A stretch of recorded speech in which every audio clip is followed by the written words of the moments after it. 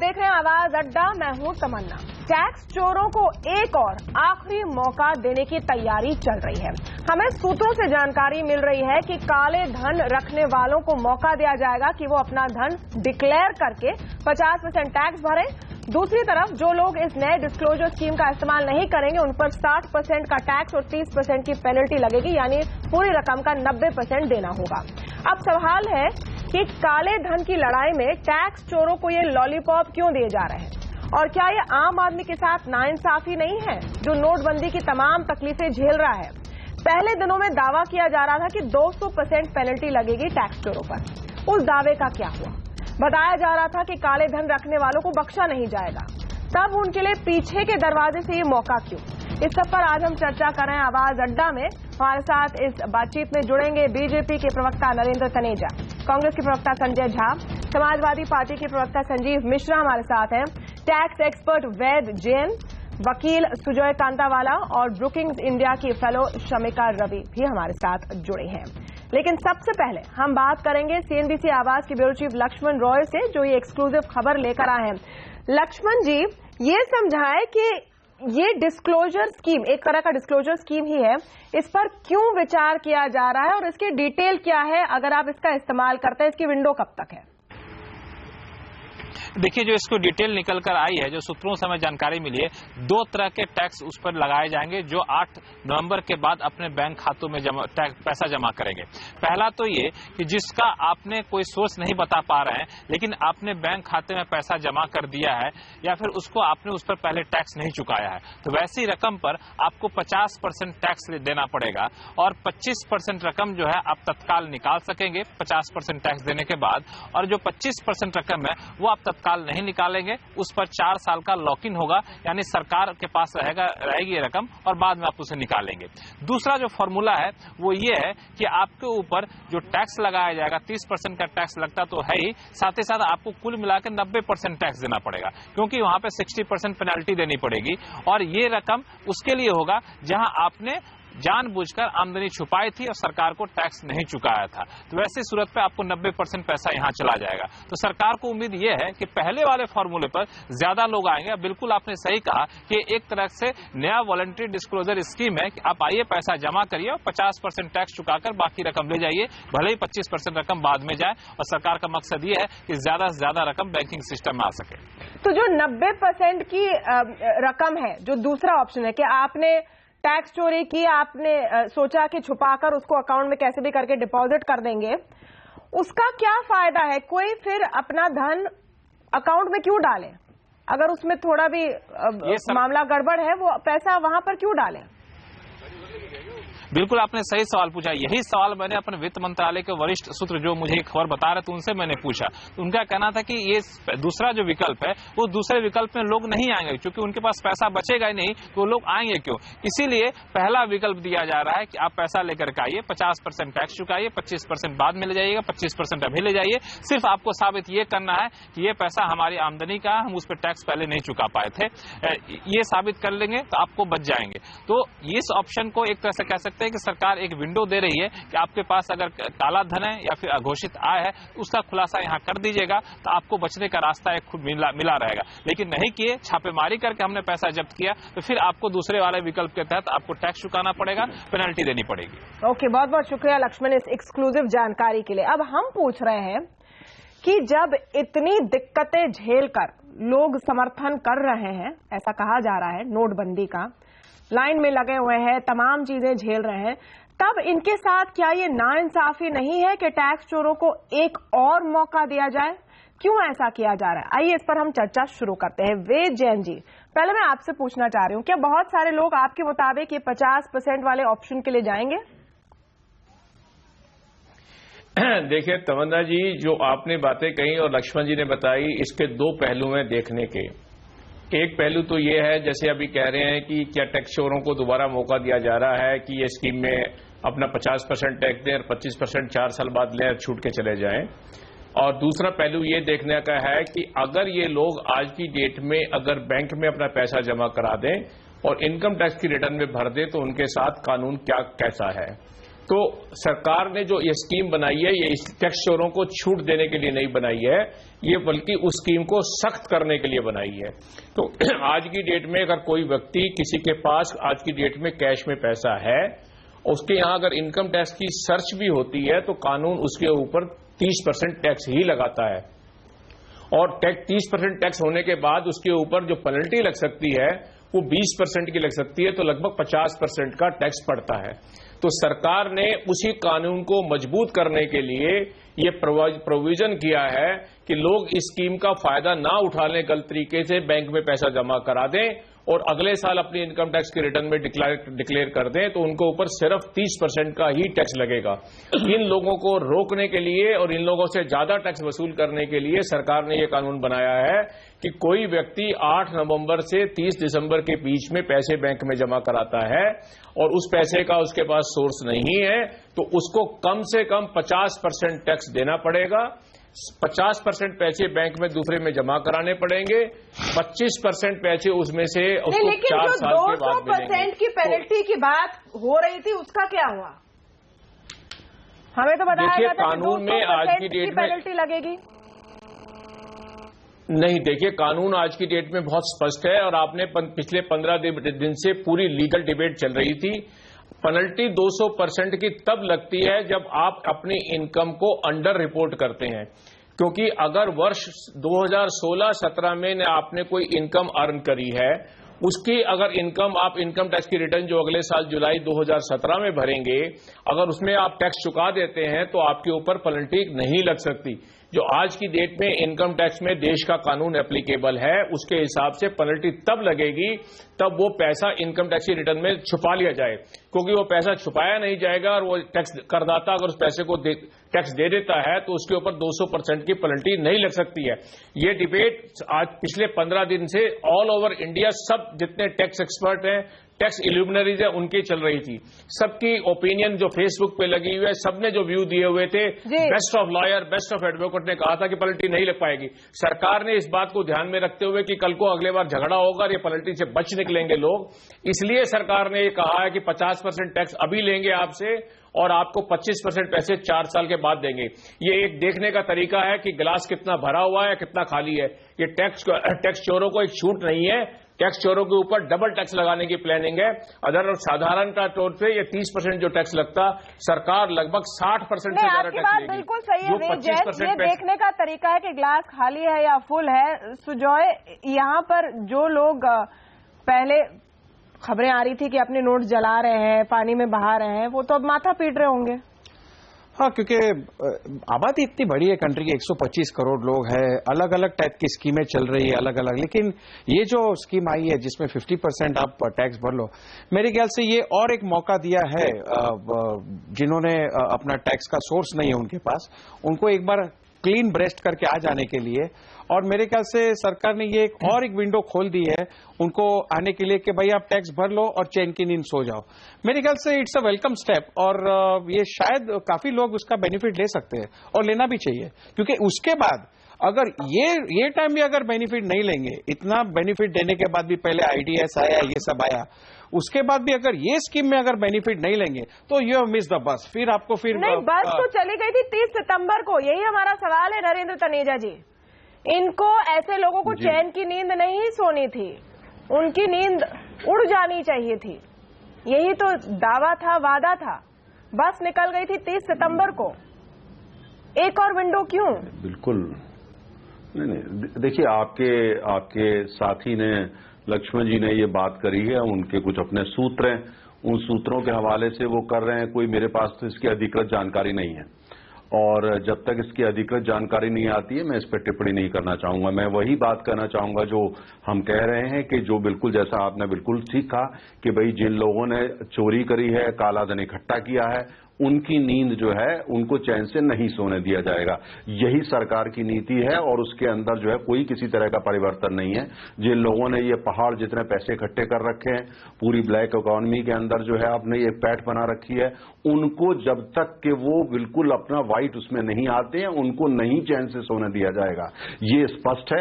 आपके लक्ष्मण जी ने जो आपको जानकारी दी है, अभी उसका जो है अधिकृत जानकारी वो पहले आ जाए, उसका अध्ययन करना पड़ेगा, उसके बाद ही मैं उस पर टिप्पणी करूंगा।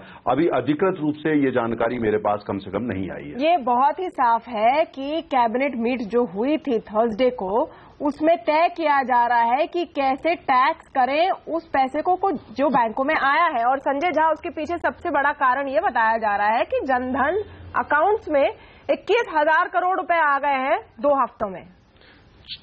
64,250 करोड़ जनधन खुलने के बाद से अब तक भरे हैं। जी, आपने एक बहुत ही अहम मुद्दे को आज उठाया है। जी तमन्ना जी, आपने एक बहुत ही महत्वपूर्ण मुद्दे को उठाया है और एक बहुत ही गहरा मसला है। मैं आपको यही कहूंगा तमन्ना जी कि देखिए, जो बड़े भ्रष्टाचार में जो लोग डूबे हुए हैं, जिनके पास काला धन है, उनका नाम सरकार के पास है। जो अंतर्राष्ट्रीय स्तर पर सबसे बड़ा जो खुलासा हुआ था वो पैनामा पेपर्स है।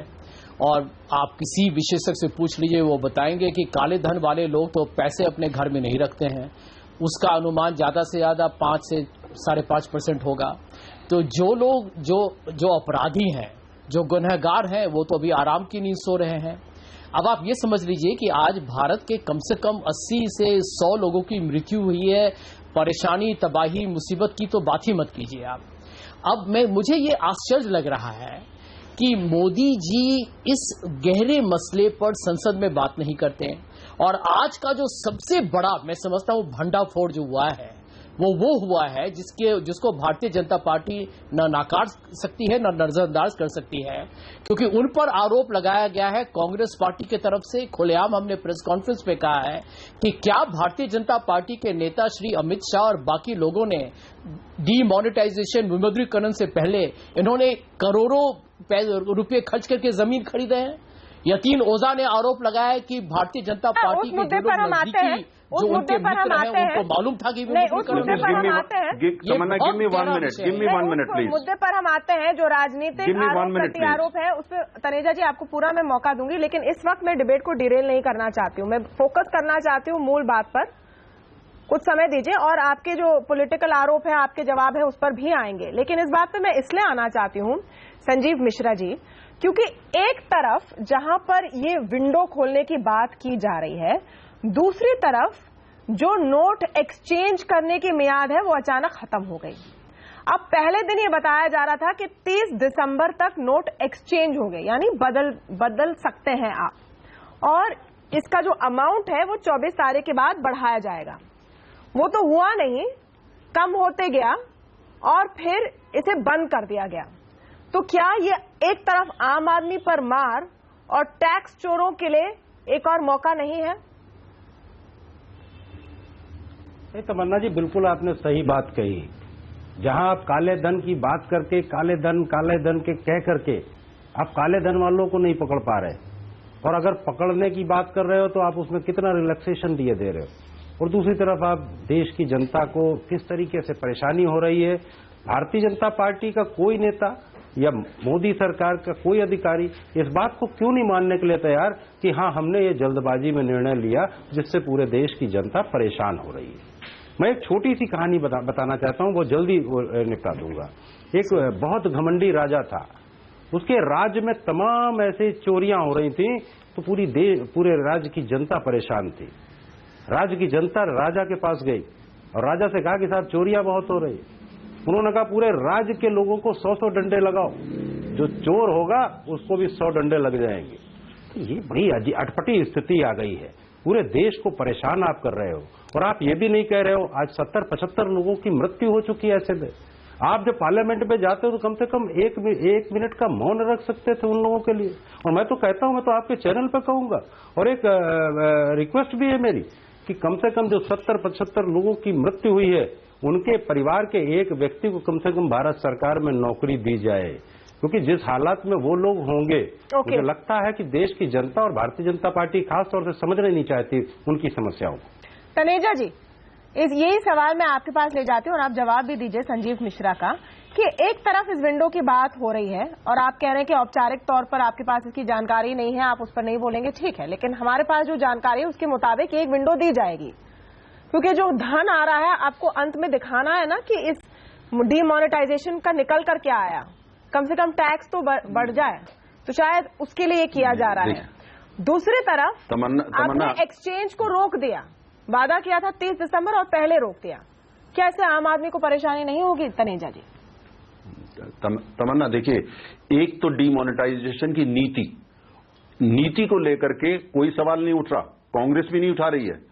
नीति पर पूरा देश 100% कांग्रेस समेत, एक पार्टी छोड़ के समाजवादी जिसके प्रतिनिधि यहां बैठे हैं उनको छोड़ करके नीति का पूरा देश समर्थन कर रहा है, हर राजनीतिक दल लगभग समर्थन कर रहा है।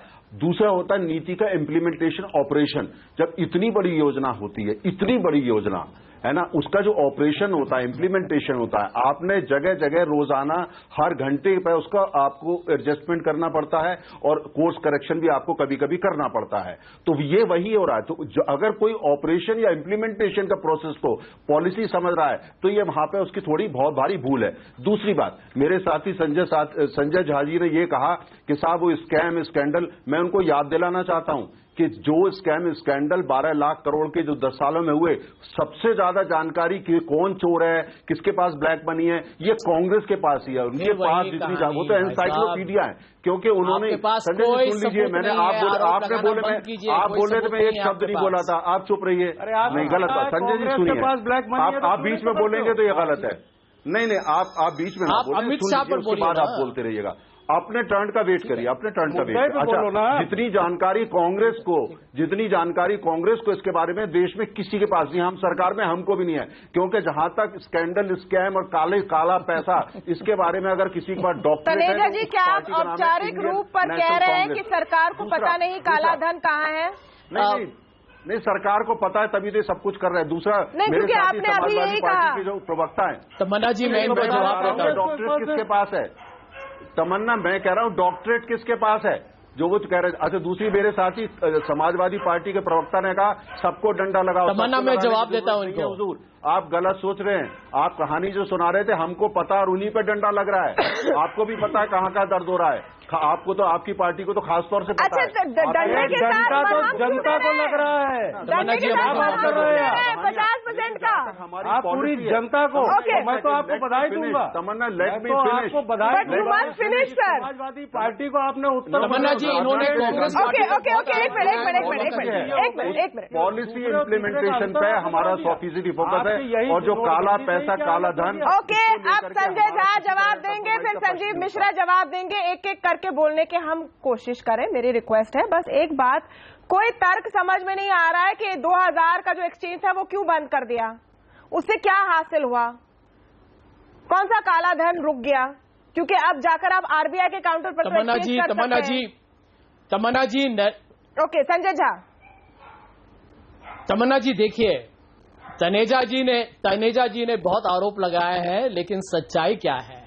नरेंद्र मोदी जी ने भारत के 130 करोड़ लोगों के साथ विश्वासघात किया है, उनको धोखा दिया है।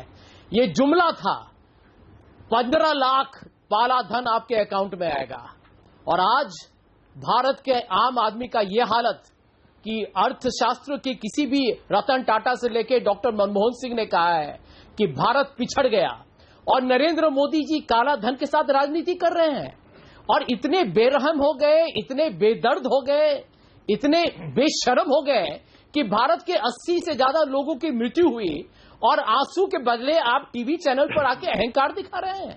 ये कैसा गुरूर है आपका? और ये आप लोगों को शर्म नहीं आती कि भारत के जितने लोग, विपक्षी पार्टी आपको बोलते हैं संसद में आके बात कीजिए, और नरेंद्र मोदी जी बंबई के रॉक कॉन्सर्ट में आके वहां मजाक उड़ाते हैं भारत के आम आदमी का। क्या आप क्या समझते हैं कि भारत का आम आदमी को आप बेवकूफ बना लीजिएगा, बनाइएगा अपने बयानबाजी से और नाटक से? एक मिनट, और आंकड़ों पे बात कीजिए आप। संजय झा, आपको यदि गंभीरता से आपको रोकना था तो क्यों नहीं आपने बड़े बड़े उद्योगपति को जेल में डाला जो काला धन में उनका नाम पैनामा पेपर्स में लिखा हुआ है?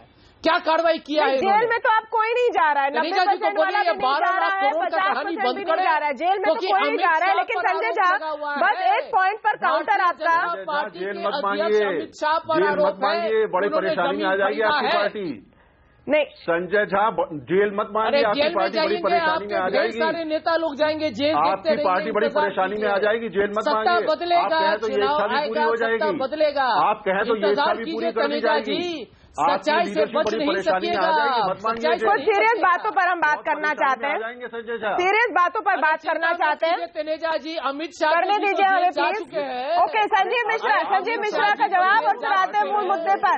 संजीव मिश्रा प्लीज शॉर्ट में अपना जवाब दीजिए। आप देखिए एक मिनट आप इनको रोकिए पहले, तब तो जवाब दें। आप सोचिए एक दूसरे को, सारी पार्टियां एक दूसरे को कहती कि आप खराब है, लेकिन इससे क्या निकल कर आता है?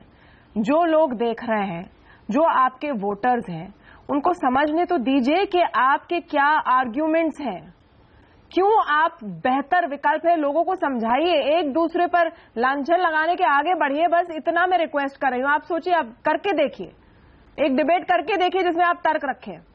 संजीव मिश्रा जी। नहीं, मैं आपके साथ सहमत हूं इस पे। देखिए तमन्ना जी बहुत साफ सी बात है। 2014 में लोकसभा का चुनाव होता है, प्रधानमंत्री पद के उम्मीदवार मोदी जी कहते हैं कि 100 दिन में हम काला धन वापस लाएंगे, अगर नहीं वापस ला पाए तो मुझे फांसी पे लटका देना।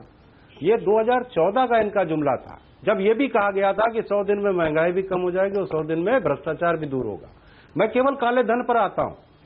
आज 3 साल हो गए इनकी सरकार को, अब तो आपकी पूर्ण बहुमत में सरकार। अब 2019 तक तो अगर आप 50 दिन मांगो या न मांगो, अगर कोई कहता है कि 50 दिन हम नहीं देते तो क्या 50 दिन आप नहीं लेंगे? क्यों आंसू बहा रहे हैं, क्यों 50 दिन की बात कर रहे हैं? 2019 तक पूर्ण बहुमत की आपकी सरकार है, आप जो चाहोगे वो करोगे, लेकिन 2019 के बाद की बात न करोगे। 2022 में और 2024 में हम ये स्कीम पूरी करेंगे। देखिए, बहुत साफ सी बात है, देश ने जुमलेबाजी के कारण 60 रुपए की दाल 200 रुपए में खरीदी, 40 रुपए का देसी चना 165 रुपए में खरीदा, और जो बेसन 60 रुपए का मिलता था। नोटबंदी पे मैं आना चाहती हूँ, और नोटबंदी के साथ एक बहुत इंपॉर्टेंट बात। देखिए तमन्ना जी, पूरी बात आने दीजिए। देखिए तमन्ना जी, पूरी बात आने दीजिए। जनता लाखों की संख्या में आपका चैनल देखती है, और ये बड़ा चैनल है आपका। पूरी बात नहीं आएगी। आज जनता जो लगी हुई है लाइन में, आप उनका कुछ भी करा लो, लेकिन आप क्या लाइन में लग करके लोगों से पूछने गए? आप पार्लियामेंट में बैठते हो, थोड़ी देर उसके बाद चले जाते हो, और बाहर आप कितनी बड़ी बड़ी बातें कर रहे हो। मुझे इसका कोई वो नहीं है कि आप काला धन लाने का प्रयास कर रहे हो। काला धन लाने के लिए तो रामदेव बाबा ने एक बात कही थी, उन्होंने कहा था कि बड़े धन चलन में नहीं और बड़े नोट चलन में से हटा दीजिए, तो भ्रष्टाचार। संजीव मिश्रा जी, आपका प्राइमरी आर्ग्यूमेंट क्या है, वो आप नहीं रख पा रहे हैं। आप क्या कह रहे हैं कि मोदी जी लाइन में चले जाएं बैंक के, जैसे कांग्रेस पार्टी कह रही कि 15 घंटे डिबेट में बैठे। आप कोई स्ट्रॉन्ग काउंटर के साथ आइए ना। अगर पार्लियामेंट में बैठ के ध्यान बटा रहे हैं परिवार। ओके, मेरा सवाल क्या है, वेद जैन, पॉइंट पे आते। Allow me please. देखो, जरूरी बात हम कर रहे हैं, जरूरी बात कर रहे हैं जिसका असली असर पड़ता है लोगों पर, जिसके बेसिस पर ये स्कीम पर असर पड़ेगा। नोटबंदी जो अब हो रहा है हम सबके साथ, उसका परिणाम क्या है, इसको हम समझने की कोशिश करें। वेद जैन जी, मेरा आपसे सवाल है, अब 2 ऐसी स्कीम्स आ सकती हैं, ये हमारे पास खबर है। एक में क्या 50% टैक्स दे, 25% आपका 4 साल के लिए लॉक इन हो जाए, 25% आप घर ले जाए। अगर आप डिस्क्लोज करें, पकड़े गए चोरी करते हुए तो 90% देने पड़ेंगे। लेकिन मेरा आपसे सवाल है कि जब तमाम तरीके उपलब्ध हैं आज काले धन को सफेद करने में, धड़ल्ले से ये काम चल रहा है, रोज इसके लिए छापे भी मारे जा रहे हैं, तो कोई भी क्यों कष्ट उठाएगा बैंकिंग सिस्टम में जाने के लिए भी? देखिए तमन्ना जी, मैं अभी बड़ी डिबेट सुन रहा था, और 3 प्रवक्ता आपके आज की डेट में 3 विभिन्न पार्टियों के बैठे हैं, राजनीति पार्टियों के। जैसे आपने कहा कि हर पार्टी अपना अपना पक्ष प्रस्तुत करने की कोशिश करती है और जस्टिफाई करने की कोशिश करती है, लेकिन एक बड़ी विचित्र बात आती है जब राजनीतिक लोग बोलते हैं कि वो अपना पक्ष पर देते देते वो डिबेट से ट्रिप्ट होती है। आज की जो डिबेट है वो इस बात पे है कि जो डिमोनेटाइजेशन हुआ है और जो सरकार की नई स्कीम आ रही है वो कितनी ठीक है या गलत है। सवाल ये है। अब आपका सवाल यह है कि जो लोग पकड़े जाएंगे उनके साथ क्या होगा। मैं उसके बारे में फिर दोबारा से मेरे मित्र जितने पैनल पे बैठे हैं उनको बता दूं कि कानून वो है जो आज की डेट में एप्लीकेबल होता है। तो सरकार ने उस कानून को और सख्त किया है, सख्त करके 30 की जगह 50% पे सरकार गई है। इसमें बस एक क्लैरिफिकेशन जैन जी, जो लोग बस एक क्लैरिफिकेशन, सरकार ये कानून को सख्त करने की कोशिश करेगी, इसके लिए उनको लोकसभा में ये बिल लानी पड़ेगी। जो अमेंडमेंट्स है इसकी कवायद शुरू हुई है, ये कानून अभी होगी आगे, इसका प्रोसेस शुरू हुआ है। बस इतना मैं क्लैरिफाई करना चाह रही थी। जी वेद जय जी। हाँ, ये कानून आएगा, पार्लियामेंट से पास कराना पड़ेगा इसके बारे में। लेकिन जो दूसरा सवाल आपने उठाया कि उन लोगों को, कि जिन लोगों को ये डिक्लेयर नहीं करेंगे और 30 और 60% टैक्स और 60% पेनल्टी लगेगी, मैं ये भी कह दूं कि उनका प्रोसिक्यूशन भी होगा और वो जेल भी जाएंगे। ये ऐसा नहीं है। सरकार ने कानून क्या कहा है कि अभी हमने जो डिमोनेटाइजेशन किया है, जो व्यक्ति बैंकों में पैसा जमा करा रहे हैं वो जरा ध्यान रखें कि पैसा जमा कराते समय उनके ऊपर 30% का टैक्स, 60% की पेनल्टी और प्रोसिक्यूशन आ सकता है। क्योंकि आज की डेट का जो कानून है उसमें इसमें कहीं दिक्कतें थी। जब मैं कह रहा था कि टैक्स एक्सपर्ट के व्यू थे कि शायद पेनल्टी नहीं लग पाएगी, उसको क्लैरिफाई करने के लिए सरकार ये कानून लेके आना चाह रही है। ये बताने के लिए कि अगर आपके बैंक में पैसे जमा होते हैं और उस पैसे को आप एक्सप्लेन नहीं कर पाएंगे तो आपके ऊपर 30% का टैक्स, 60% की पेनल्टी और आपका प्रोसिक्यूशन भी होगा, जिसमें 7 साल की सजा हो सकती है इसमें होने में। लेकिन जो दो डिबेट का जो मेन मुद्दा इसमें डिबेट जो चल रही है, इनके साथ सहमत नहीं हूं। जी बताइए संजय झा। आप देखिए कितनी विचित्र बात है कि यहां पर जैन जी यहां पर तकनीकी विषय पर बहुत बड़ी विस्तार से विवरण कर रहे हैं, लेकिन सच्चाई क्या है? जो आपने जो प्रश्न उठाया है वही सच्चाई है। ये सरकार जो काला धन में जिन्होंने देश को लूटा है उसको कैसे बचाती है? 30 सितंबर तक इनका ब्लैक मनी डिस्क्लोजर स्कीम में 65,000 करोड़ आते हैं, उसके बाद आप फिर भी उनको छूट दे रहे हैं। अभी ये हम यही पूछना चाहेंगे, क्या ये सरकार ये मान रही है कि इस देश में अभी भी काला धन है? और आपका जो पिछला स्कीम था जिसको अरुण जेटली ने आके कहा हम बहुत सफल हुए हैं, क्या आप लोगों ने देश के साथ फिर एक गद्दारी की, फिर लोगों को गुमराह किया आप लोगों ने? यहाँ पर भारत में काले धन लोगों को आप जेल में क्यों नहीं भेज रहे हैं? आप उनको छूट पर छूट क्यों दे रहे हैं? और तमन्ना जी इस बात पर गौर कीजिए कि भारत के उच्चतम न्यायालय, सुनिए जैन जी जरा 2 मिनट सुनिए, भारत के उच्चतम न्यायालय ने भारत के मोदी सरकार पर एक बड़ा आरोप लगाया है कि भ्रष्टाचार के विरुद्ध जो कांग्रेस पार्टी और यूपीए ने जो लोकपाल का एक्ट पास किया था उसको 3 साल तक मोदी जी की सरकार ने कुछ नहीं किया है, क्योंकि इन्होंने भ्रष्टाचार अलग-अलग पॉइंट पे आप जा रहे हैं, अलग-अलग पॉइंट पर आप जा रहे हैं संजय झा। एक तो मुझे नहीं लगता कि किसी ने बोला कि काला धन गायब हो गया। ओके वेद जैन जवाब देना चाहते हैं। हाँ, मैं संजय झा जी का जवाब दे देता हूं। देखिए 8 नवंबर को डिमोनेटाइजेशन सरकार ने कर दिया। एक तरीका है सरकार 8 नवंबर से 30 दिसंबर तक कानून नहीं बदले और लोग अपने बैंकों में पैसे जमा करा दें और अगले साल अपनी रिटर्न भर के 30% टैक्स दे दें, तो उन लोगों का कुछ नहीं बिगड़ने वाला। कानून बिल्कुल स्पष्ट है आज की डेट में कि अगर कोई आदमी अपना पैसा इस साल बैंक में जमा कराता और अगले साल उस पर टैक्स जमा करा के रिटर्न भर दे तो कानून उसका 30% टैक्स के अलावा कुछ नहीं ले सकता। इसी बात को ध्यान में रखते हुए कि लोग अपना पैसा बैंक में काला धन जमा करा देंगे और 30% टैक्स देके छूट जाएंगे, तो सरकार ने यह स्कीम बनाई है कि इनको छोड़ना नहीं है। इसलिए अब इस स्कीम के इम्प्लीमेंटेशन पर आते हैं। वेद जैन एक मिनट, सुजॉय कांटावाला एक मिनट सर। अब कौन तय करेगा? ऑब्वियसली जो धन आया है 12.5 लाख के ऊपर करंट अकाउंट में एक नोटिफिकेशन जाता है, 2.5 लाख के ऊपर वैसे भी वो कह रहे हैं कि वो चेक करेंगे वगैरह वगैरह। तो आपके पास कोई आएगा पूछने कि ये जो धन आपने डाला उसकी अकाउंटिंग क्या है? ये कौन फैसला लेगा कि जो आप कागज पत्ता अकाउंटिंग या जो भी कारण बता रहे हैं उस धन के, वो सही है या नहीं? टैक्स ऑफिसर और उसके पास जब एडजुडिकेशन होगा तब अपने को उसमें रिप्लाई फाइल करना पड़ेगा और उसमें हियरिंग होगा जिसमें सोर्स ऑफ फंड्स जो है वो एक्सप्लेन करेंगे कि भाई ये मेरा कैश ऑन हैंड था, ये मेरी प्रोफेशनल इनकम थी, ये मेरे को कहीं से इनकम आया है, और वो अगर आपके बुक्स में रिफ्लेक्टेड है और आपके जो क्वार्टरली रिटर्न्स में डिक्लेयर्ड है तो मेरे ख्याल से उसमें कोई शक नहीं हो सकता। लेकिन जिनके पास सोर्स ऑफ फंड्स एक्सप्लेन नहीं हो सकता, ये भी एक उसका डिस्क्रेशन है। अब ये डिस्क्रेशन है। मेरा सवाल है कि इतने सारे इनकम टैक्स आयकर विभाग के अफसरों में के हाथ में इतना सारा डिस्क्रेशन देना, इसके क्या परिणाम हो सकते हैं? ये एक डेंजरस वेपन है जो पहले भी मिसयूज हो चुका है हजारों केसेस में, और फ्यूचर में भी हो सकता है मिसयूज। लेकिन देखिए, वो एक अलग बात है मिसयूज होने की। मेरा मुद्दा एक दूसरा है कि अब जो 24,000 रुपीज पर वीक का इश्यू है, वो मुद्दा सुप्रीम कोर्ट के पास है कि जो दिक्कतें आ रही है लोगों को, वो एक पीआईएल पेंडिंग है सुप्रीम कोर्ट में, तो सुप्रीम कोर्ट भी ये मैटर एग्जामिन कर रही है।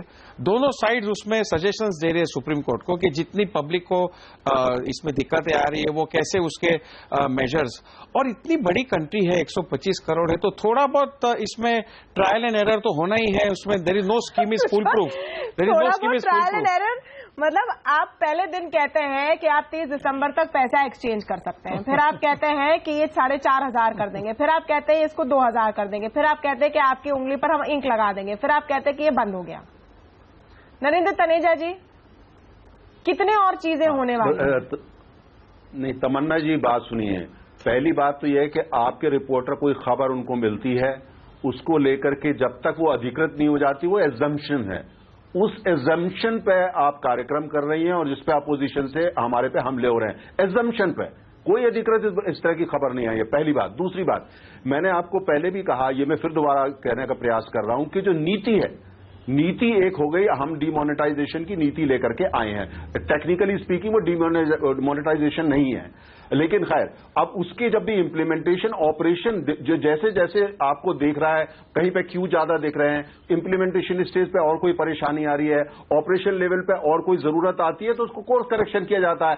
आपने लास्ट वीक अनाउंस, आपने 8 तारीख को एक दूसरे टॉपिक को लेकर के कार्यक्रम रखा था, इतने में प्रधानमंत्री की स्पीच आ गई, आपने उसको डंप कर दिया और तुरंत उस पर कार्यक्रम आपने किया। मैं उस प्रोग्राम में था, वो ऑपरेशन लेवल पे था, आप कुछ लेके चले थे, लेकिन उसकी जरूरत थी, आपने कोर्स करेक्शन किया, चेंज किया, इमीडिएटली रिस्पॉन्ड किया। ठीक यही जो आपने 8 तारीख को अपने प्रोग्राम में किया था, ऑपरेशन लेवल पर सरकार कर रही है। अब अगर 31 तारीख दिया गया है, लेकिन उससे पहले कुछ लोग जो जमाखोर हैं, ब्लैक खोर हैं, जो कांग्रेस के जमाने में जिन्होंने 12 लाख करोड़ रुपए कमाया, देश का लूटा, गरीबों का लूटा कांग्रेस की लीडरशिप में, अब ऐसे लोग जो कांग्रेस ने ट्रेंड करे हैं, जो जमाखोरी में पीएचडी करे हैं, अब वो अगर स्मार्ट बनने की कोशिश करते हैं, अगर वो स्मार्ट बनने की कोशिश आप लोगों ने तो 20 लाख करोड़ लूटा है, तो अब आपको रिएक्ट करना पड़ता है। अच्छा, एक सवाल मुझे पूछने दीजिए, तनेजा, एक सवाल मुझे पूछने दीजिए आपसे सर, कांग्रेस तो पीएचडी है नहीं, जो ये पीएचडी है, जमाखोर है, इतने मतलब शातिर दिमाग के,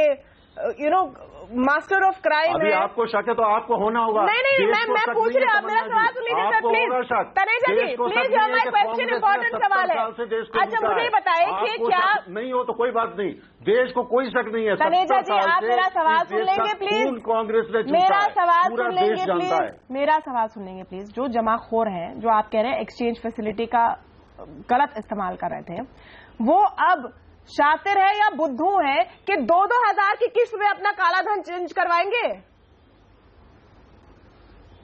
तमन्ना जी, बात सुनिए, इसके लिए जो जहां पे जिसको एक्शन लेने की जरूरत है, जिस स्तर पे लेने की जरूरत है, नहीं, आप मुझे लॉजिक समझाइए सर, मैं ऑनेस्टली आपसे पूछ रही हूँ। और आज भी ऐसा नहीं कि पूरी तरह से विंडो बंद है, आप आरबीआई के काउंटर पर भी जाकर कर सकते हैं। उन्हीं 10 लोगों को जो आप इस्तेमाल कर रहे थे, आप आरबीआई के काउंटर पर भेज सकते हैं। तमन्ना जी, अगर कहीं पे भी किसी तरह का ऐसा होता है और हमको पता लगता है कि कोई ऐसी लीगल विंडो को यूज कर रहा है इलीगल काम के लिए, तो हम उसको तुरंत में रोकते हैं। अगर हम रोकते हैं तो आप कहते हैं आपने परिवर्तन कर दिया। यही मैं आपकी बात का जवाब दे रहा हूं कि जब इम्प्लीमेंटेशन हो रहा है, जहां पे हमें लगता है कि लोग किसी इंस्टीट्यूशन या आउटस्मार्ट करने की कोशिश कर रहे हैं सिस्टम को, वहां पे उनको आउटस्मार्ट किया जाएगा। कोर्स करेक्शन हो, इम्प्लीमेंटेशन हो, थोड़ा सा उसमें वो करा जाएगा। उसको लेकर के अगर आपको आपत्ति होती है, आप कहते हैं कि सरकार जो है वो उलझन है, उलझन नहीं है। मैं समझने की कोशिश कर रही हूँ कि अगर किसी को अपना काला धन आज सफेद करना है तो 2-2 हजार के एक्सचेंज करा के वो कितना कर लेंगे? शमिका रवि हमारे साथ जुड़ी अब, सीनियर फेलो ब्रुकिंग्स इंडिया की। स्वागत है आपका आवाज अड्डा पर। मैम, आपसे मैं जानना चाह रही हूँ, सबसे पहले जो हमें खबर मिल रही है उस पर मैं आपका पहला रिएक्शन ले लूं कि एक अलग तरीके का डिस्क्लोजर स्कीम आ सकता है, ऐसी हमें जानकारी मिली है, जिसमें आप 50% टैक्स देंगे और जो बाकी रकम है 50%, उसका 25% 4 साल के लिए लॉक इन हो जाएगा। आपके मुताबिक क्या लोग इस ऑप्शन को प्रिफर करेंगे? जी देखिए, वो डिपेंड करेगा कि वो इनकम कौन से टैक्स स्लैब में आएंगे, क्योंकि ये सबके ओर तो लागू नहीं होगा। स्पेशली ये जो जनधन योजना है या फिर गरीबों के ऊपर ये 50% टैक्स लगा के ये टैक्स डिपार्टमेंट ये नहीं लगा सकती है, सिंपली क्योंकि प्राइम मिनिस्टर ने काफी अश्योरेंस दिया है कि देखिए जो ऑनेस्ट लोग हैं, और ये तो हमें पता है कि 85% करेंसी जब गया है तो इसमें कई लोग ऑनेस्ट लोग भी हैं जिन्होंने अपने अर्निंग्स को कैश के तौर पे रखा था और अब चूंकि वो डिमोनेटाइज हो गया, वो बैंक में डाल दिया है, तो ये सबके ऊपर तो नहीं लागू होगा। अब वो किस स्लैब के ऊपर लागू होगा, ये सब डिटेल्स बिना जाने, आई एम सॉरी, हम इस पे कमेंट नहीं करना चाहते। ओके, सवाल ये है कि क्या एक और विंडो की अभी जरूरत है और क्यों पड़ी है? तमन्ना जी,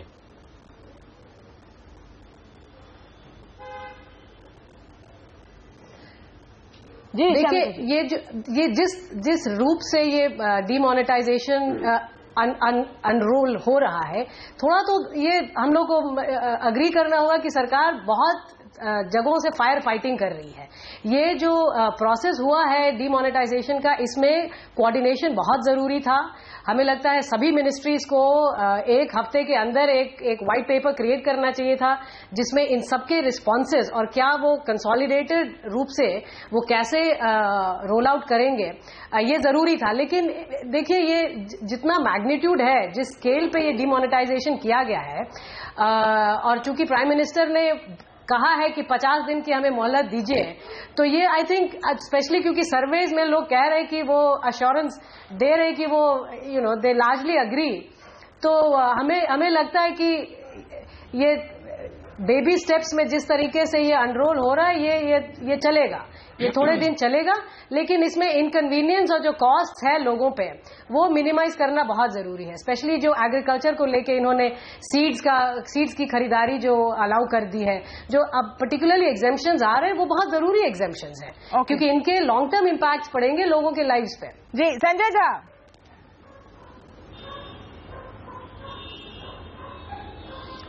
तमन्ना जी, मैं यही कहूंगा कि मोदी जी की सरकार की नीयत और मंशा पर जो सबसे बड़ा जो आरोप है वो यही है कि ये क्या कालाधन रोकेंगे। ये 2000 रुपये का जो नोट है वो तो लोगों को अब छोटी सूटकेसे में वो और लोग कालाधन यहाँ वहां घुमाते रहेंगे। देखिए, इनके पास कोई नीति कुछ भी नहीं है, और ढांचा और प्रक्रिया की तो बात भूल जाइए, 80 लोगों से ज्यादा लोगों की मृत्यु हुई है।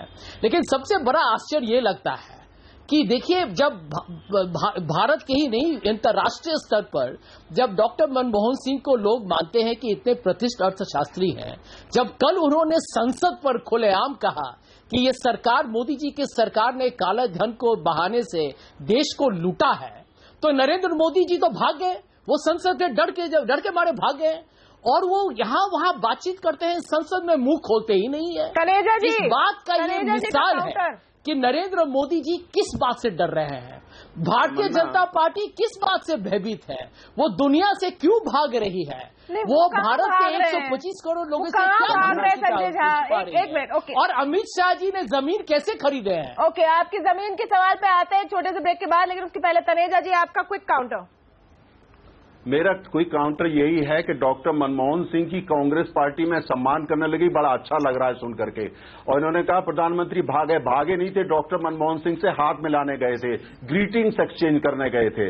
डॉक्टर मनमोहन सिंह का हम सम्मान करते हैं, आप कितना सम्मान करते हैं हमको पता है।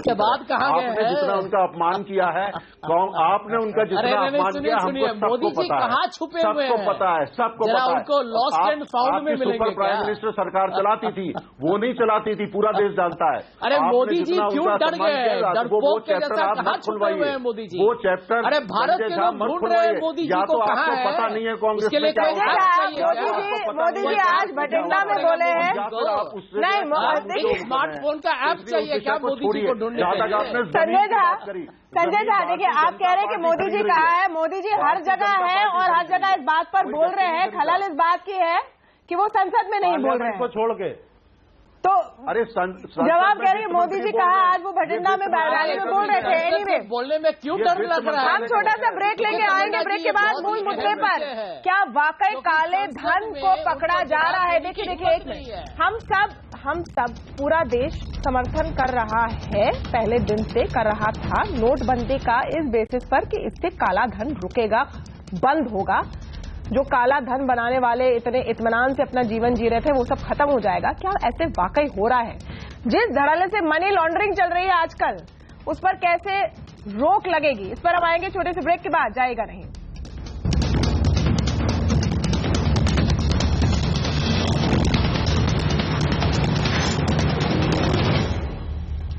आवाज अड्डा में आज हम पूछ रहे हैं कि अगर यदि, क्योंकि हमें जानकारी मिली है कि ऐसा हो सकता है, अगर 50% टैक्स लेकर काला धन डिक्लेयर करने का एक और मौका दिया जाएगा तो क्या ये आम आदमी के साथ नाइंसाफी नहीं है? इस पर अपनी राय जरूर दीजिए हमारे ट्विटर पोल पर। आइए चलते हैं वापस डिबेट में इस सवाल के साथ सुजॉय कि कितने तरीके निकल कर आए हैं पिछले कुछ दिनों में जहां काले धन को सफेद किया जा रहा है। छापे भी पड़े हैं, कुछ बैंक कर्मचारियों पे छापे पड़े हैं जो मनी लॉन्ड्रिंग कर रहे थे, सोना व्यापारियों पर पड़े हैं, अलग अलग जगहों पर कुछ तरीके जो है या जमीन खरीद रहे हैं लोग, लेकिन लूप होल्स तमाम हैं। इन सबको कैसे बंद किया जाएगा? नहीं, देखिए हमारे कंट्री में अलग अलग राज्यों में अलग अलग एग्जम्पशंस है अवेलेबल।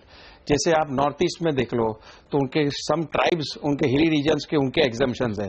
अब आज ही खबर आई है कि बहुत बड़ा अमाउंट ऑफ कैश ऐसे अकाउंट्स में डिपॉजिट हुआ जहां पे इनकम टैक्स था ही नहीं उनके ऊपर, तो उन्होंने तुरंत उसका आरटीजीएस करके अलग अलग राज्यों में भेज दिया पैसा।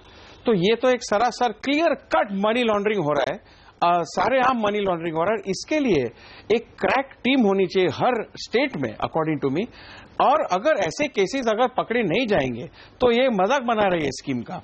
मेन चीज क्या है, स्कीम आप लाए हो उसका इंप्लीमेंटेशन होना चाहिए, और जहां पर भी आपको लगे कि कोई न कोई इसका मिसयूज हो रहा है तो उसको इमीडिएट अरेस्ट करना चाहिए।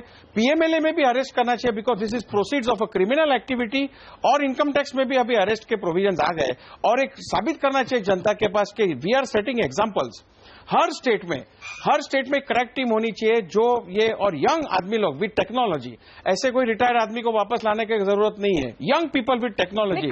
और दूसरी बात स्पेशल कोर्ट्स होनी चाहिए जहां के फास्ट ट्रैक करके ट्रायल इमीडिएट कन्विक्शन होना चाहिए, ताकि हम जैसे लोग, आप जैसे लोग जो ऑनेस्ट टैक्स पेयर्स है जिन्होंने आज तक पूरा टैक्स भर दिया है, हमको ऐसा फील नहीं हो कि भाई नहीं कुछ हो रहा है। लेकिन अगर ऐसी क्रैक टीम और व्यवस्था थी तो फिर नोटबंदी की जरूरत ही नहीं पड़ती। फैक्ट ये है तनेजा जी कि हमारी जो इस वक्त स्ट्रक्चरल कैपेसिटी है इनकम टैक्स विभाग की, वो केपेबल नहीं थी कि आप काले धन वालों को पकड़े और सब कुछ साफ सुथरा करें, इसलिए एक ब्लैंकेट बैन लगाने पड़े इन बड़े नोटों पर। हाँ बिल्कुल। तमन्ना आपने कहा कि स्ट्रक्चरल कैपेबिलिटी नहीं थी, कैपेसिटी नहीं थी, शायद आप ये भी कहना चाहती हैं। देखिए अब इन चीजों को लेकर के बहुत सारे आप प्रश्न लगा सकती हैं, ठीक है, आपको हक है, लेकिन ये हम जो नीति लेके आए हैं वो गरीब और मध्य वर्ग पे हमारा खास फोकस है, और कुल मिलाकर के देश के अंदर जो काला धन और काली अर्थव्यवस्था उसकी सफाई का फोकस है। जो लोग ईमानदारी से इस स्कीम को फॉलो कर रहे हैं, ईमानदारी से मेहनत करके क्यू में खड़े होकर के अपने नोट बदल रहे हैं, उनके साथ सरकार विश्वासघात नहीं करेगी। मैं आपको आश्वासन देता हूं अपनी पार्टी की तरफ से, उनको किसी को साथ कोई विश्वास, वो लोगों ने सरकार का साथ दिया है। 99% देश का जो व्यक्ति है, नागरिक है, वो इस स्कीम में सरकार के साथ है। मुझे सुन के खुशी हुई, आपने अभी थोड़ी देर पहले कहा कि आप भी इस स्कीम के साथ हैं, ये खुशी की बात है। तो उनके साथ विश्वासघात नहीं होगा, अटकलें लगाई जा सकती हैं। तनेजा जी अब सुनिए, हमारा अपना सर्वे है, हम लोग भी देश में रहते हैं, और हम लोग हमारे 11 करोड़ हमारी पार्टी के सदस्य हैं, 11 करोड़ हमारी पार्टी के सदस्य हैं, 11 करोड़ हमारी पार्टी के सदस्य हैं, और हमको पता है पूरे देश में क्या हो रहा है, हमारे पूरे देश में। संजय झा जी को हाथ में दीजिए, वो किसी गिनती में नहीं है। अच्छा, उनकी पार्टी किसी गिनती में नहीं है, लेकिन मेरा ये कहना है कि कोई जितने लोग, पूरा देश इसमें साथ में खड़ा हो रहा है। ईमानदार लोगों को आप तंग नहीं करेंगे, वो तो ठीक है। नहीं, मेरा सवाल कुछ और है। ओके, शमिका जी और वेद जैन एक्सपर्ट की बात सुनते हैं। एक मिनट, एक्सपर्ट की बात मजाक बंद कीजिए। नहीं, एक ईमानदार लोगों को सरकार 70 साल से देश को लूटा, कांग्रेस ने 70 साल देश को लूटा। 70 साल अब भूल जाइए तनेजा जी, इसलिए सरकार बदली है। तो आप लोगों ने लूट लिया है 2 साल में। एक मिनट, देखो मेरे पास टाइम नहीं, इतना मुद्दे पे आते हैं। शमिका जी खाइएगा। शमिका जी, सवाल ये नहीं है, खाएंगे, खूब खाते जाएंगे। संजय झा भी, नरेंद्र मोदी जी, संजय झा प्लीज, संजय झा जी खाते जाएंगे। Please allow me. Shamika ji, सवाल ये नहीं है कि ईमानदारों को सरकार तंग करेगी या नहीं, इनके नोट बेचारों के उड़ गए। सवाल ये है कि जो बेईमान है, नहीं कर पा रहे ये लोग। Let me ask my question sir. सवाल ये नहीं कि ईमानदारों को सरकार तंग करेगी या नहीं, वो कह रहे नहीं करेंगे। सवाल ये है कि जो बेईमान है वो पकड़े जाएंगे या नहीं। देखिए, आज जो त्रस्त है, जो परेशान है आदमी, वो इसलिए परेशानी झेलने को तैयार है क्योंकि उसके दिल में इतना गुस्सा है काले धन रखने वाले के लिए। ये समझे कि कहां से ये इमोशन आ रहा है। बिल्कुल। तो क्या उसे पकड़ पा रही, और जो हम तरीके लगातार दिखा रहे हैं, आपको ग्राउंड रियलिटी पता है शमिका जी, क्या बहुत ही प्रेम आराम से कई लोग अपना काला धन आजकल सफेद नहीं कर रहे हैं 20-30% के मार्जिन के साथ। आपको जानकारी है, देश को जानकारी दीजिए तमन्ना। आप इतने आपकी टैक्स विभाग आए दिन रेड कर रही है, किस पर रेड कर रही है, एक्शन होगा, किस पर रेड कर रही है। ओके शमिका जी, शमिका जी जी जी मैम बोलिए, आपके सवाल। सिर्फ ये एक स्टेप है। अगर आप, हाँ, ये देखिए एक स्टेप है। सिर्फ डीमोनेटाइजेशन से काला धन कहीं बिल्कुल गायब होने वाला है नहीं। इसीलिए इसके साथ, और आपने जो बात कही ये tax department, income tax department की कैपेसिटी की, ये बहुत ही बड़ी बात है। और ये हम लोग सीरियसली अभी डिस्कशन में आया नहीं है किसी भी मीडिया में। हम लोग इनकम टैक्स डिपार्टमेंट की कैपेसिटी की बात नहीं कर पा रहे हैं। तो ये जो आप सोच रहे हैं कि जो सवाल उठाए कि क्या सबके ऊपर इनकम टैक्स डिपार्टमेंट एक स्लैब डाल के, वो नहीं होगा, क्योंकि उनके पास कैपेसिटी नहीं है उस हद तक टैक्स कलेक्ट करने की। लेकिन देखिए, डीमोनेटाइजेशन के बाद अगला स्टेप टैक्सेशन रिफॉर्म होना चाहिए, क्योंकि हमारे पास इतने किस्म के टैक्सेस हैं। जीएसटी एक स्टेप था, बट जीएसटी के अलावा कई अभी और टैक्सेस हैं, और इतने जैसे स्टैंप ड्यूटी। हमें यह भी सोचना चाहिए कि जमीन में, लैंड में इतना कैश क्यों है, और इसीलिए क्योंकि स्टैंप ड्यूटी है। गोल्ड में इतना कैश क्यों है, क्योंकि हमारे पास कई कस्टम्स ड्यूटी है। तो हमारे टैक्स रिफॉर्म्स जब तक नहीं आएंगे, काला धन ये एक स्टेप से तो अभी जाने को नहीं है। सेकेंडली ये है कि देखिए, हमारे जो बैंक्स हैं, स्पेशली जो पब्लिक सेक्टर बैंक्स हैं, इनकी रिफॉर्म्स भी बहुत जरूरी है, क्योंकि इसमें से कई ऐसे बैंक हैं जिसको अभी हम जानते हैं कि बहुत लार्ज नॉन परफॉर्मिंग एसेट्स लेके बैठे हुए हैं अभी वो। तो उनके पास क्या वो ड्यू डिलिजेंस, वो अंदरूनी उनकी जो गवर्नेंस कैपेसिटी है, और उनका can they really take care. इतने लोगों के जो डिपॉजिट्स, गरीबों के डिपॉजिट्स अभी उनके पास जा रहे हैं। सवाल ये है, इनफैक्ट ये बहुत इंपॉर्टेंट सवाल इसलिए भी है क्योंकि जब से एक्सचेंज बंद हुई है, इसका मतलब जिन लोगों के पास बैंक अकाउंट नहीं है और पुराने नोट है, उनको पहले जाकर अकाउंट खोलना पड़ेगा। इस वक्त क्या बैंकों के पास वो कैपेसिटी है कि उस रफ्तार से वो बैंक अकाउंट खोलें? ये भी बड़ा सवाल है जिस पर शायद विचार नहीं हुआ है। वेद जैन जी अभी नहीं, देखिए मेरा सवाल यही, नरेंद्र तनेजा जी से यही सवाल है। अभी तो कैपेसिटी बिल्कुल स्ट्रेच्ड है। आपने 24 नवंबर को नोट बंद कर दिए और एक्सचेंज बंद कर दिए। एक साधारण व्यक्ति की हम बात करते हैं, तो साधारण व्यक्ति अगर 125 करोड़ की देश की जनता में है, तो आप कितने लोगों को काला धन वाला मानते हैं? 25 लाख को, 50 लाख को, 1 करोड़ को। अगर 14 लाख करोड़ का ब्लैक, अगर जो 500,000 रुपए का नोट है और 1-1 करोड़ एक आदमी के पास है, तो 14 लाख ब्लैक होल्डर हो गए। या अगर 50 लाख की सीमा मानूं तो 28 लाख हो गए। 25 लाख की अगर सीमा मांगू तो 56 लाख हो गए। आपने 124 करोड़ देश की जनता की जेब में, किसी में 500 रुपए का नोट है, किसी के पास 1000 रुपए का नोट है, वो आदमी व्यक्ति आज की डेट में कैसे जाके अपने नोट को एक्सचेंज कराए? 10 दिन स्कीम खोली आपने, आज उस स्कीम को बंद कर दिया। 50% जनता पे बैंक अकाउंट नहीं है। मुझे नहीं लगता कि बैंकिंग सिस्टम में आज की डेट में इतना बड़ा इंफ्रास्ट्रक्चर अवेलेबल है कि 15 दिन में सबके उनके अकाउंट खुल जाएंगे। अगर मैं ये मान लूं भी अकाउंट खोलने भी जाएंगे तो सभी लोगों के पास आधार कार्ड या वोटर आइडेंटिटी कार्ड है या केवाईसी के नॉर्म्स हैं, वो फुलफिल करा लेंगे। कितनी जनता आज की डेट में ऐसी है जो बैंकों में जाती है और उसका अकाउंट नहीं खुलता, एक्सचेंज होगा, नहीं, उनके पास रेजिडेंस प्रूफ नहीं होता है। मुंबई दिल्ली जैसे शहरों में बाहर से लोग आते हैं। आम आदमी आज की डेट में 125 करोड़ में आप मानिए अगर 60 करोड़ जनता को बैंकिंग की एक्सेस है और 60 करोड़ को नहीं है, उनके पास क्या साधन है आज की डेट में? उनकी जेब के 2000, 3000, 4000 रुपए, क्या आप समझते हैं कि पिछले 15 दिन में वो सारे नोट एक्सचेंज हो गए? उसमें तनेजा जी इसमें यू नो सबसे बड़ी प्रॉब्लम क्या है? ये एक बड़ा मुद्दा है। तनेजा जी सवाल का जवाब दे, उसके साथ एक और चीज में सबसे बड़ा मुद्दा क्या है? 11 नवंबर को आरबीआई का सर्कुलर आता है जिसमें वो कहते हैं कि कृपया आप सब एक साथ बैंक के लाइन में मत लग जाइए क्योंकि आपके पास 50 दिन है, वहां पर भीड़ मत जमाइए। तो ये तो विश्वासघात हुआ ना हमारे साथ कि आपने कहा कि आराम से जाइए और फिर आपने बंद कर दिया बीच में। मेरा तनेजा जी, ये भारत के आवाम के साथ धोखा है, पहले ये धोखा है।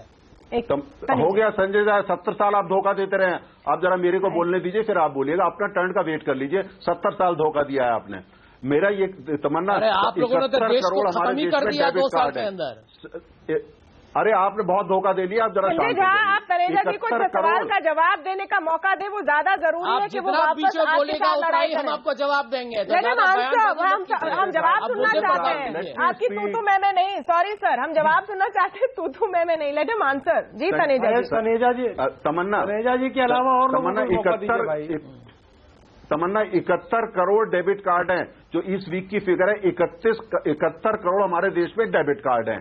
जहां तक जैन साहब ने ये कहा कि हमारे देश में 50% लोगों के बैंक अकाउंट है, सिर्फ माफ कीजिएगा, ये जरा इसको थोड़ा आप करेक्ट कर लीजिए, ये फिगर सही नहीं है। जब से 8 नवंबर से लाखों नए अकाउंट खोले गए हैं और ये कहा गया है अब यही है कि अकाउंट खोलने के लिए स्पेशल प्रायोरिटी दी जा रही है जिससे वो लोग आकर के वहां अपना पैसा उसमें जमा करा सके। मुझे लगता है हम लोग तमाम लोग जो शहरों में रहते हैं, हम ये गांव के ये मान के चलते जैसे वहां कुछ होता नहीं है, तो इसको लेकर के हमको जानकार होना चाहिए। जब हम सत्ता में आए, प्रवचन बंद कराइए भाई। तमन्ना जी, वो आपके दर्शकों को गुमराह करने की कोशिश कर रहे हैं। इनका प्रवचन बंद कराइए और लोगों को भी मौका दीजिए। ओके संजीव मिश्रा जी, अंत में ओके। अरे भाषणबाजी बंद कीजिए नरेश जी। तमन्ना जी, तो कुल मिलाकर के ज्यादातर नहीं, तमन्ना जी, नरेंद्र मोदी जी ने भारत प्रवचन बंद कराइए।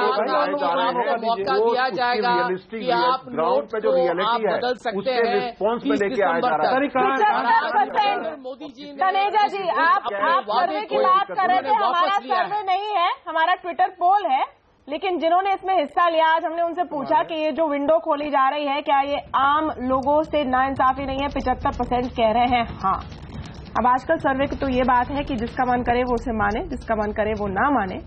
लेकिन ये नाइंसाफी क्या नहीं लगती है कि एक तरफ पुराने नोट एक्सचेंज करने की मियाद कम कर दी बीच में, दूसरी तरफ टैक्स चोरों को एक और मौका। तीसरा डिस्क्लोजर स्कीम होगा, अगर ये होता है, तीसरा डिस्क्लोजर स्कीम होगा 2 सालों में। अगर ऐसे स्कीम ही लाने थे तो सबको लाइन में क्यों खड़ा कर दिया? ये आश्चर्य के एजम्पशन पे आप ट्विटर सर्वे कर रही हैं, एजम्पशन पे। वेरी सर, जब ये होगा तो हम आपको फिर से न्योता देंगे। यही उम्मीद थी। जरूर। और आप व्हाट्सएप सर्वे कीजिए। करेगा जी, आप व्हाट्सएप सर्वे करते हैं। इसी के साथ समाप्त करते हैं आज का आवाज अड्डा। बहुत बहुत शुक्रिया आप सबका आज हमारे साथ जुड़ने के लिए इस बहस में। नमस्कार।